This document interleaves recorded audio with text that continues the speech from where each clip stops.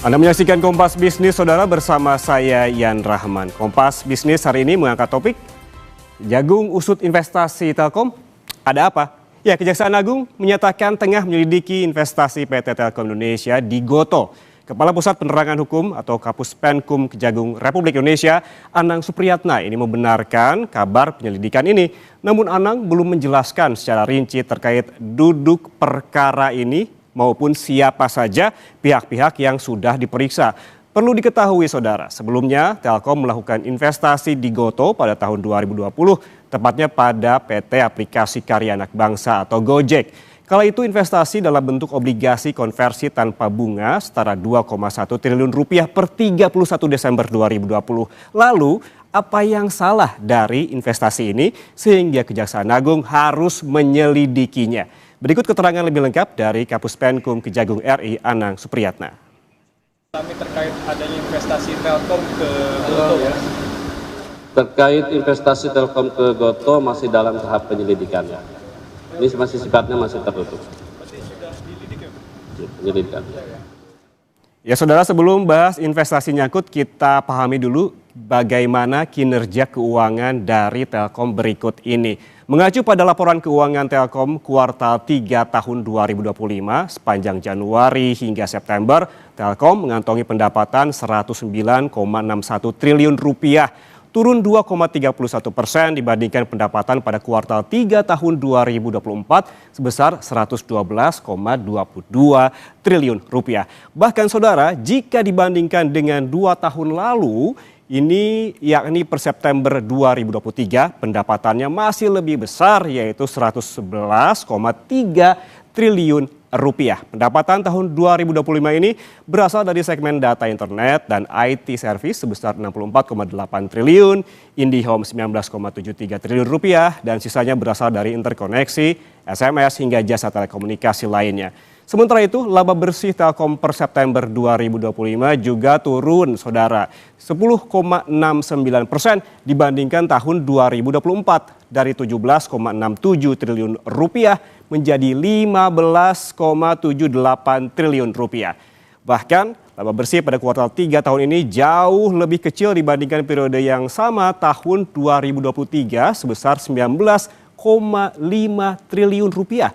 Kondisi ini terjadi, Saudara, ini karena emiten plat merah ini masih ditekan sejumlah hal. Pertama, menurut kontribusi bisnis SMS ataupun menurunnya kontribusi bisnis SMS. Kedua, migrasi pola pengguna IndiHome. Dan yang ketiga adalah daya beli masyarakat yang melemah. Data ini kami dapatkan lewat keterbukaan informasi Telkom. Dan selanjutnya, Kompas Bisnis melihat kinerja saham Telkom berikut ini.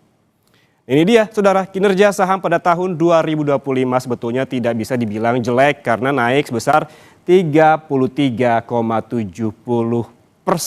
Level terendah tercatat pada 8 April ini sebesar Rp2.290.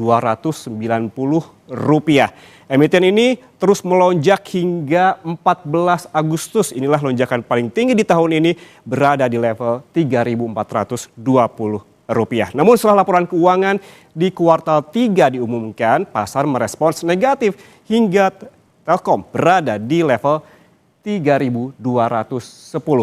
Dan kemudian emiten ini kembali bangkit perlahan pada penutupan bursa di hari Senin lalu di angka 3.610 per lembar saham. Selain juga kinerja saham, perlu diketahui juga seberapa besar kerugian investasi Telkomsel di Gotoh di data berikutnya.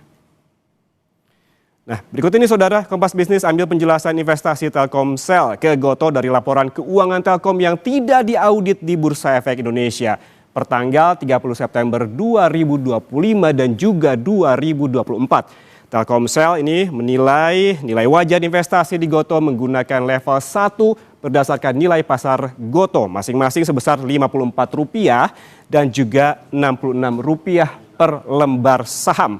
Dari nilai ini, Saudara, maka jumlah kerugian yang belum direalisasi atas perubahan nilai wajar investasi Telkomsel pada Gotoh untuk periode 9 bulan yang berakhir pada tanggal 30 September 2025 dan juga 2024 masing-masing adalah sebesar 380 miliar dan juga 474 miliar rupiah. Nilai ini saudara disajikan sebagai kerugian yang belum direalisasikan dari perubahan nilai wajar atas investasi dalam laporan laba rugi konsolidasian. Kompas Bisnis masih pakai penelusuran laporan keuangan Telkom pada tanggal 16 November 2020. Telkomsel mengadakan perjanjian dengan aplikasi karya anak bangsa yang pada akhirnya merger dengan Goto di 2021.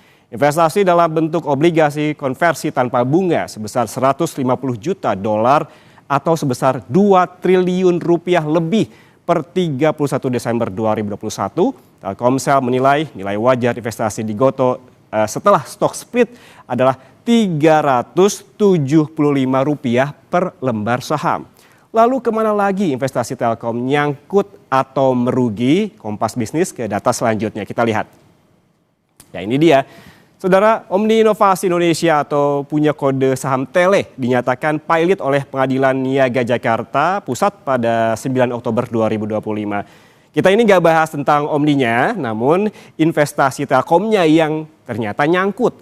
Telkom punya anak usaha namanya Pins Indonesia. Nah, si Pins inilah saudara yang tertulis di belakang saya ini, yang investasinya nyangkut di Tele sebesar 24%. Ini dulu pas investasi nilainya 1,39 triliun. Sekarang kapitalisasi pasar atau market cap Tele cuma 68 miliar rupiah saja. Apakah investasi Telkom ke Goto dan perusahaan pilot Tele jadi bukti buruknya pilihan investasi Telkom di masa lalu? Ini yang nanti Kompas Bisnis tanya ke saham ataupun ke analis saham di segmen berikutnya. Saudara, Kejaksaan Agung mengonfirmasi tengah menyelidiki dugaan tindak pidana korupsi dalam investasi Telkom ke Goto.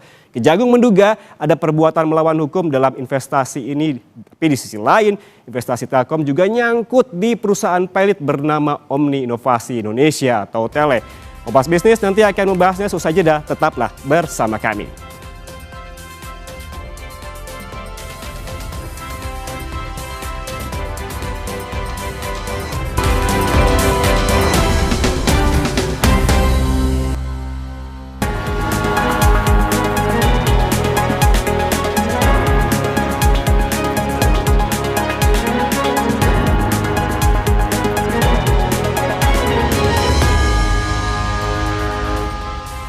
Anda masih bersama kami di Kompas Bisnis, saudara, dan untuk mengetahui lebih jelas terkait dugaan korupsi investasi Telkom di Goto yang kini tengah diselidiki oleh Kejaksaan Agung, apa yang salah sih dari investasi ini dan apakah investasi ini menyebabkan kerugian bagi Telkom? Kita bahas bersama Kapus Penkum periode 2009 hingga 2010, Jasman Panjaitan, dan juga pengamat pasar modal Yanuariski. Selamat pagi Bapak-Bapak.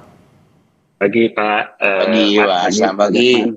Sebelumnya Kompas Bisnis juga sudah menghubungi Telkom dan Telkomsel untuk klarifikasi, namun belum ada respons. Jadi kami mendapatkan data-data tadi ini dari laporan keuangan yang bisa diakses di Bursa Efek Indonesia.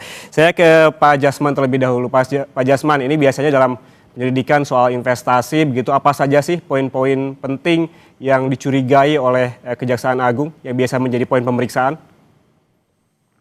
Baik.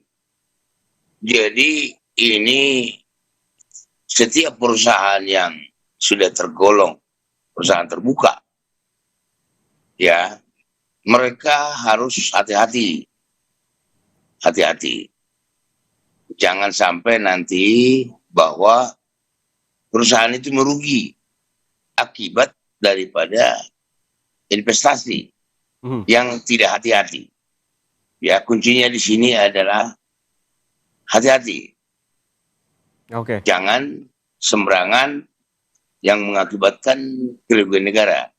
Kerugian negara yang disebabkan oleh ketidakhati-hatian adalah merupakan bisa dikategorikan sebagai perbuatan melawan hukum. Di mana dalam tindak pidana korupsi itu ada mens rea. Mens rea itu niat jahat.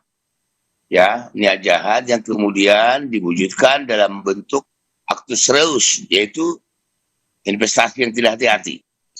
Nah, inilah menjadi dasar jaksa untuk mengkategorikan suatu kerugian itu adalah kerugian negara. Namun juga aparat penegak hukum harus hati-hati. Karena di dalam dunia bisnis ada namanya bisnis judgment rule. Jangan sampai nanti bahwa itu adalah kerugian yang bukan merupakan tindak pidana. Begitu, Pak. Oke, kalau kita mengacu kepada kehati-hatian tadi, intinya ataupun kuncinya adalah hati-hati begitu ya Pak, seperti yang Anda sebutkan tadi. Ya. Biasanya terkait dengan kehati-hatian ini berarti ada siapa mereka yang dianggap hati-hati atau tidak hati-hati. Terkait dengan siapa dan juga jabatannya, siapa saja dan jabatan apa saja yang berpotensi diperiksa oleh Kejaksaan Agung terkait dengan ketidakhati-hatian ini. Ya, ini tentunya semua direksi diamati. Direksi ini berbuat apa? Kapan? Di mana? Kan gitu, Pak. Jadi untuk mengetahui siapa-siapanya, itu adalah dia melakukan apa? Kan gitu.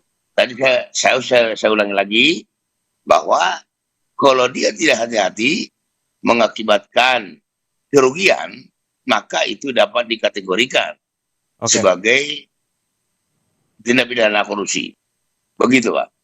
Oke, harus tetap digarisbawahi terkait dengan hati-hatian, bukan apa, tetapi juga siapa begitu yang penting dalam hal ini. Saya ke Pak Yanwar, ini terkait dengan Gotoh dan juga Telkom begitu. Nyangkut di Gotoh terkait dengan investasi dan juga Tele. Apakah ini bukti buruknya portofolio investasi dari Telkom?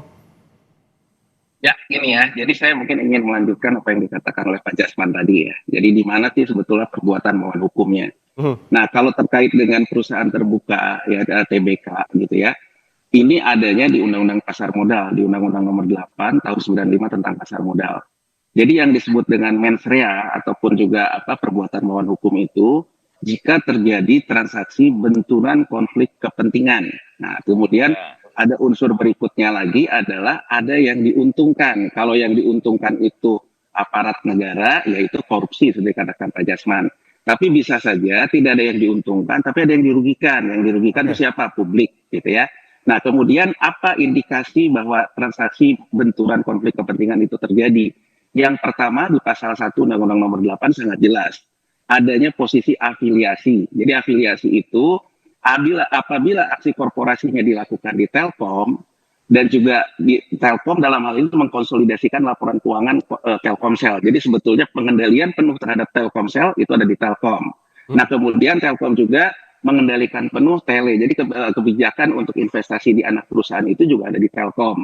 Nah, di situ dilihat ketika corporate action di GoTo dan di Tele, ada nggak hubungan afiliasi antara para pejabat dalam hal ini di boardroomnya Telkom, karena boardroom Telkom ini yang menentukan aksi korporasi Telkomsel bisa dilakukan, di boardroom Telkomsel, di boardroom Telkom, kemudian Telkom siapa pengendalinya? Kementerian BUMN. Nah, apakah antara tiga pihak ini, Kementerian BUMN yang mengendalikan Telkom, Telkom yang mengendalikan Telkomsel, dengan pihak di GoTo ada hubungan afiliasi? Pasal 1 mengatakan hubungan afiliasi bisa karena keluarga, jadi di antara mereka ada hubungan keluarga. Pasal 1 juga mengatakan bisa karena hubungannya itu satu posisi yang sama. Misalnya saja di Telkomsel dia komisaris utama, kemudian juga di Gojek juga komisaris, itu dalam posisi yang sama. Kemudian di komisaris utamanya Gojek misalnya itu adalah afiliasi keluarga dengan Menteri BUMN pada saat itu berafiliasi. Nah, sekarang kan tetap saja gitu ya, hubungan afiliasi ini menimbulkan benturan konflik kepentingan nggak? Benturan konflik kepentingan ini apa? Ada yang diuntungkan, ada yang dirugikan. Tadi saya mengatakan data Kompas tadi sebetulnya sesuai dengan standar akuntansi yang berlaku sekarang, investasi Telkomsel di GoTo itu adalah investasi portofolio. Mengukurnya adalah begitu tutup buku, investasi portofolio ini ada nggak penurunan nilai atau kenaikan nilai dari tahun buku sebelumnya. Kalau dia turun dari tahun buku sebelumnya, maka dia akan direalisasikan dicatat rugi. Begitu dicatat rugi, mengurangi rugi laba, dan kemudian mengurangi lebih ditahan, itulah kemudian kenapa sekarang jadi perkara. Jadi sebetulnya yang dicatat oleh Kompas tadi kan baru impairment di 2024-2025, sebetulnya impairment yang besar ada di 2023. Jadi total sekarang yang sudah dicatatkan rugi itu sebesar 5,2 triliun. Nah, artinya unsur kerugian sudah ada, unsur afiliasinya sudah ada dalam proses penyelidikan.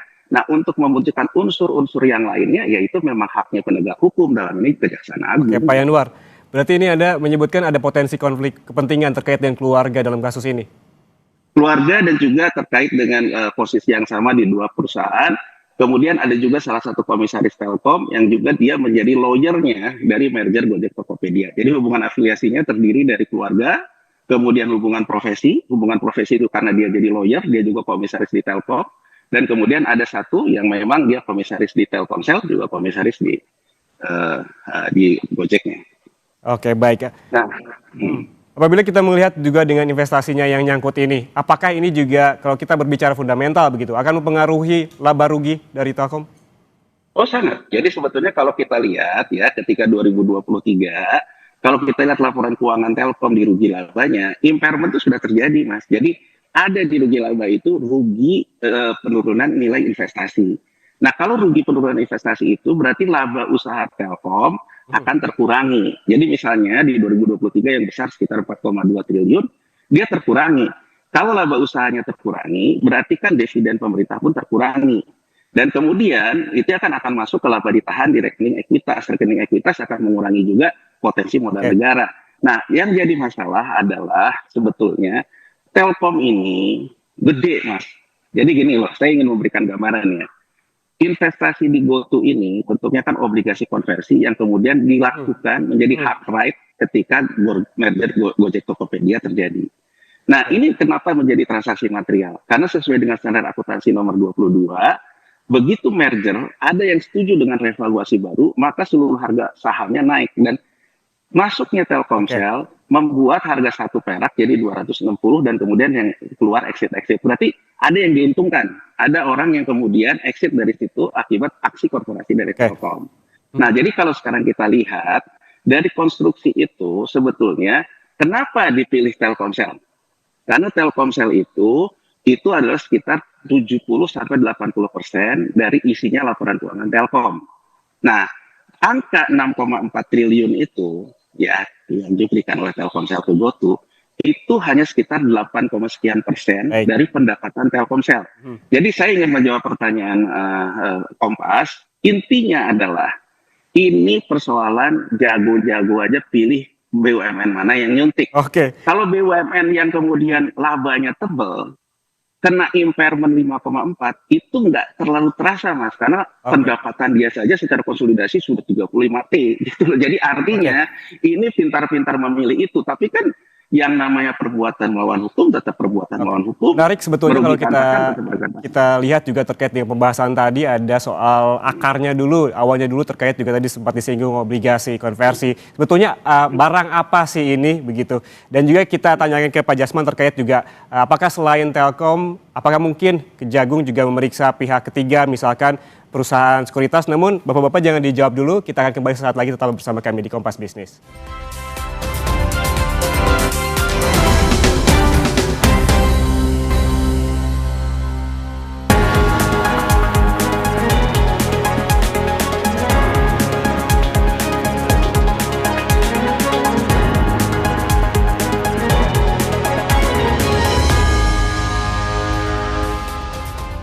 Anda masih bersama kami di Kompas Bisnis, Saudara. Kita lanjutkan perbincangan.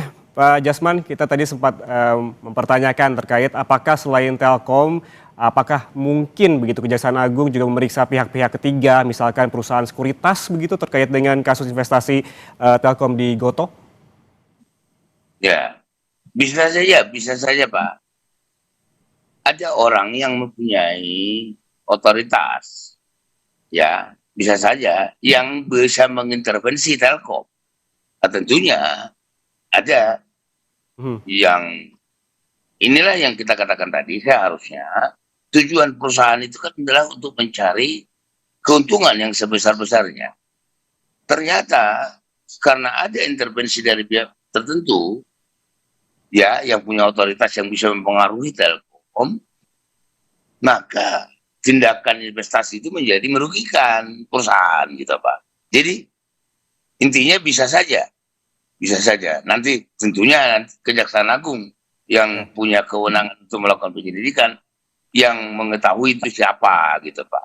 Bisa saja dan sangat terbuka begitu pemeriksaan pihak ketiga begitu ya. Kemudian Iya. Pak Jasman, investasi Telkom ini kan dilakukan sebelum Gotoh, sebelum melantai di bursa dan juga perusahaan ini jelas-jelas rugi. Apakah ini bisa jadi poin kecurigaan dari Kejaksaan Agung dalam pemeriksaan nanti? Bisa saja Pak, bisa saja. Bisa saja. Yang penting tadi inti pokoknya itu adalah ada nggak mens rea. Terus yang tadi yang dikatakan ada pihak ketiga, ada namanya intellectual dader. Ya, intellectual dader ini dia tidak melakukan, seolah-olah dia tidak melakukan. Padahal sebenarnya dia sudah menggerakkan Telkomsel untuk melakukan investasi yang merugikan, gitu Pak. Oke, baik. Berarti memang segala kemungkinan bisa saja terjadi, bisa saja dilakukan oleh Kejaksaan Agung. Tadi juga dikaitkan dengan mens rea-nya. Kemudian kita balik lagi kepada investasinya. Tadi Pak Yanuar sempat menyebutkan terkait dengan obligasi. Pada investasi awal Telkom di Gotoh disebutkan berupa obligasi tanpa bunga. Ini sebetulnya obligasi tanpa bunga itu barang apa? Jadi secara awam apa maksudnya ini? Apa bedanya dengan meminjamkan atau justru ada keuntungan lain di luar bunga? Baik, ini ya, sekarang kita pakai logika aja ya. Semua orang tentu pengen mendapatkan obligasi tanpa bunga, bukan hanya GoTo. Tapi kan kalau Anda tidak dekat dengan kekuasaan, rasanya sulit Anda untuk dapat. Apalagi itu tahun 2020 saat kita juga dalam posisi COVID. Jadi itu menurut saya poinnya aksi korporasi ini baunya tidak cukup sedap. Sekarang kita lihat dulu. Dalam obligasi konversi itu, selain menyatakan tidak ada bunga, obligasi konversi ini kemudian memberikan hak ataupun right kepada Telkomsel untuk mengkonversinya menjadi saham ketika Gojek dan Tokopedia merger. Dan kemudian dalam obligasi konversi itu dikatakan bahwa hak right-nya bukan hanya jadi totalnya akhirnya jadi 300 juta. Jadi kan obligasi konversinya 100, tapi hak right yang nanti dieksekusi menjadi 300 juta. Nah sekarang ketika yang namanya merger Gojek dan Tokopedia terjadi, bukunya kemudian digabungkan, kemudian mereka ada revaluasi selisih goodwill yang besar, sesuai dengan standar akuntansi nomor 22 ya, ini dikatakan revaluasi ini akan diimbangkan dengan harga saham itu akan direvaluasi juga naik. Asal ada investor baru, ini kan dia belum waktu itu masih pre-IPO, belum IPO ya si GoTo-nya ya Mas ya, waktu Gojek Tokopedia merger ya. Nah dalam ketentuan PSAK 22, maka harga acuannya harus ada investor baru ataupun investor lama yang membeli harga revaluasi goodwill baru. Disitulah menjadi materialnya obligasi konversi Telkomsel menjadi penentu angka revaluasi saham GoTo yang tadinya Rp1 menjadi Rp270. Nah, apa ini konteksnya ke depannya? Angka ini dibawa ke book building karena proses merger itu terjadi menuju ke IPO. Jadi ketika IPO penentuan harga yang sampai ke 300 itu didongkrak dulu oleh aksi pre-IPO oleh Telkomsel. Jadi di sini kelihatan sekali bahwa ada unsur bahwa ini samping diuntungkan, ditolong. Nah, kalau diuntungkan ditolong ini, kalau murni bisnis judgment rule, ujungnya kan kembali lagi bahwa tidak ada yang dirugikan, tidak ada yang diuntungkan. Jadi menurut saya yang terjadi itu seperti ini. Tapi saya juga ingin menyoroti gini ya. Tadi ada pertanyaan Kompas yang menarik yang sebetulnya harus saya jawab. Baik. Kenapa sebetulnya angka Ya berhubung durasi juga mepet begitu ya. Terima kasih atas waktunya bersama kami di Kompas Bisnis. Sangat bermanfaat sekali insight-insightnya terkait juga dengan kasus investasi Telkom ke Gotoh ini. Ini menjadi bahan pembelajaran juga terkait juga dengan Pak Jasman, jadi soal bagaimana langkah